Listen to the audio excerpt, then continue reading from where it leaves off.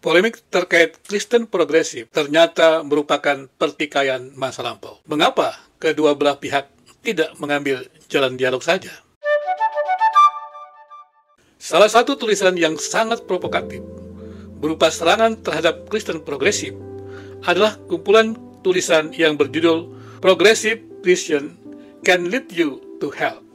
Buku ini merupakan serangan terhadap Kristen progresif dan mengerikan sekali karena menyatakan dengan tegas bahwa mereka yang memegang atau yang mengutarakan pandangan progresif atau Kristen progresif itu tempatnya di neraka.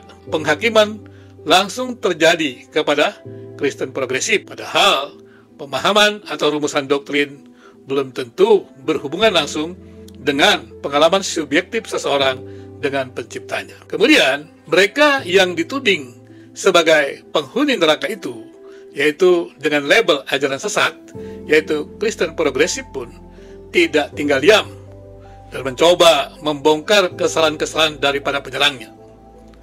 Tadi saya katakan bahwa ini adalah pertarungan masa lampau, yaitu bagaimana pertarungan konservatif dengan liberalisme. Dan sekarang ini adalah pertarungan neo-konservatif dengan liberalisme yang mengambil bentuk Kristen progresif. Sekali lagi, mengapa kita terus memelihara pertikaian atau pertarungan masa lampau? Bukankah jalan dialog merupakan hal penting untuk kita memiliki pemahaman yang lebih baik? Karena tidak ada seorang pun yang mengetahui data Alkitab secara lengkap. Maka sebenarnya tidak ada kelompok pun yang bisa mengklaim dirinya adalah pemilik kebenaran, dirinya adalah pemilik klaim absolut. Karena yang absolut hanyalah Tuhan, karena yang absolut hanyalah Alkitab dalam pandangan Kristen. Artinya adalah, yang absolut itu kita yakini di dalam iman. Kita tidak bisa membuktikan Allah yang absolut itu, yang transenden itu, dengan keterbatasan kita. Itu artinya, kita harusnya saling belajar satu dengan yang lain. Apalagi, penghakiman itu adalah hak Tuhan. Penghakiman itu bukan pindah ke tangan manusia, bukan pindah ke tangan denominasi tertentu.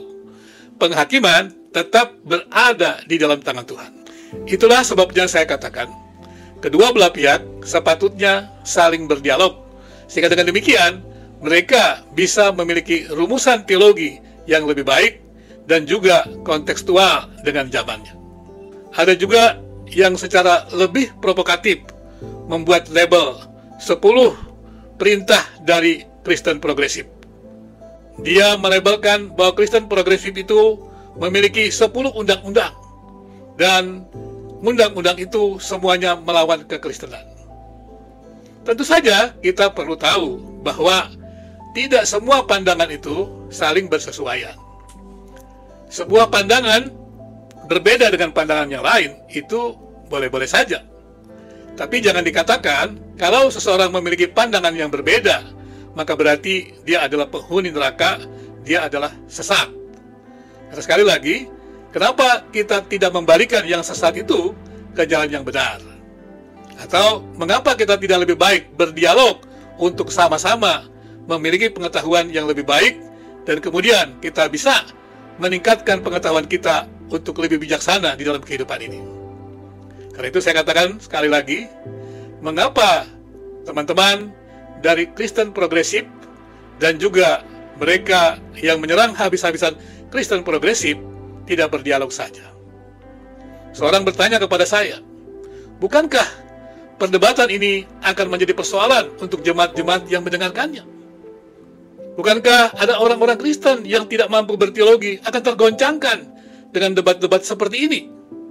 Saya katakan bahwa semua orang yang percaya mestinya memahami dasar imannya. Dan yang lemah, yang bisa dilemahkan. Kalau dia kuat, dia tidak mungkin dilemahkan. Maka itu, menurut saya dialog harus adalah yang sama-sama kuat.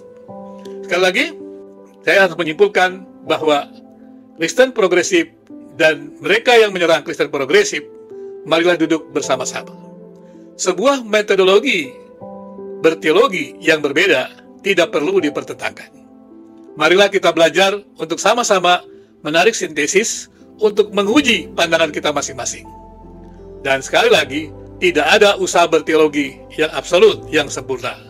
Karena itu, marilah kita berteologi dengan berusaha saling belajar untuk menghasilkan rumusan teologi yang lebih baik dan kemudian membina jemaat untuk lebih dewasa.